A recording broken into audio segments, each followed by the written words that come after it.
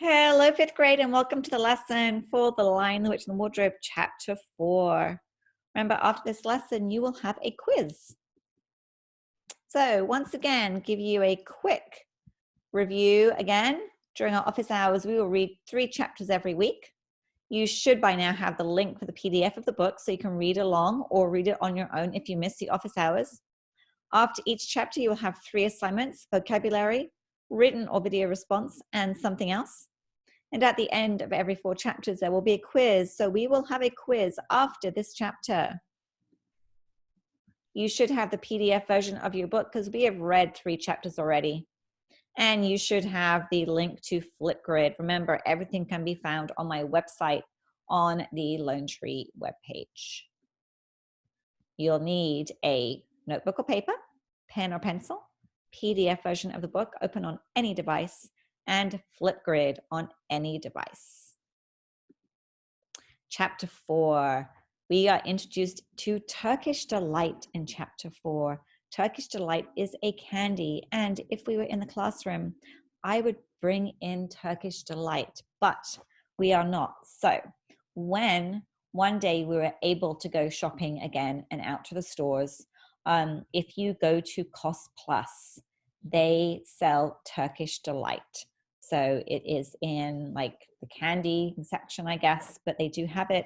It's in a purple wrapping, and they have the kind that is covered in chocolate, and I kind of like it. So if you're ever at Cost Plus, you can go and find Turkish Delight.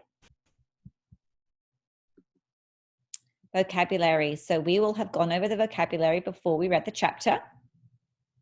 When you finish listening or reading the chapter, use each vocabulary word on the next slide in a sentence. Do not write down the vocabulary definitions. I want you to take each word and use it in a sentence of your own.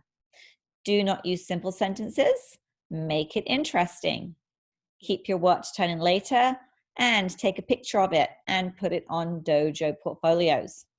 And you'll be able to use it for the quiz after chapter 4. Okay, so mantle. In this book, the mantle is a large cloak. Turkish Delight, a kind of candy. It says it's similar to gummy bears. I wouldn't describe it as being similar to gummy bears, except for maybe it has the same texture, but it has a very different flavor, and it's usually in squares, covered in powdered sugar, or you can buy it covered in chocolate, which is my favorite. Courtiers, people who are not rulers, but stay at the royal court. So the royal court is the place where the king and the queen and all of their people gather. It's not like a courtroom where you go to court. It's just a place where everyone gathers.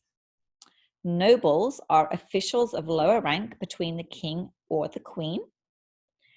Snappishly is impatient or bad-tempered. So you may do something snappishly, like you're not very happy. You open the door snappishly, or you put down your book snappishly in a bad-tempered way. Flushed is red and uneasy or upset, kind of like when your cheeks go really red when you get embarrassed. You would say they flushed. So write down your own sentence for each vocabulary word. So you should have how many sentences? 1, 2, 3, 4, 5, 6 sentences. Do not write down the definitions. Make up a sentence using the vocabulary word. Your written response for chapter 4. Why do you think the queen changed from being angry and threatening to sympathetic? So at one point she was angry and threatening, and then she became very sympathetic. Why do you think that? You can go onto Flipgrid and give me a video response, or you can write down the question and then write your answer in complete sentences using text evidence. You need to write a minimum of 5 sentences. Okay, so pause the video and write down the question. And chapter 4, today you are going to pretend that you are the queen. You're going to write a journal entry. So you're writing in your journal for the day as the queen. And write what the Queen may have written after meeting Edmund. So you're the Queen and you've just met Edmund. What would you write in your journal for that day? Your journal entry must be at least 2 paragraphs and include what? Text, evidence. And I know you're going to ask me how many sentences are in 2 paragraphs. A paragraph, you need to stop thinking of it as a number of sentences, but more of what you want to say. So I would say no less than 3 sentences if you have expressed everything that you need to say, but I could go up to 6 or 8. It's up to you. But don't just do 3 for the sake of, oh, I've done 3 and I'm done. I want you to have finished your thoughts, what you want to say, your evidence. Explain yourself. Okay, so to review today, you should have listened to the chapter or read it on your own. You're going to complete the 3 assignments for this chapter in a notebook, on a paper, or on a Word document. Take a photo of it and put it on portfolio. Save your work to turn in later. And see you for chapter 5. And good luck on the quiz.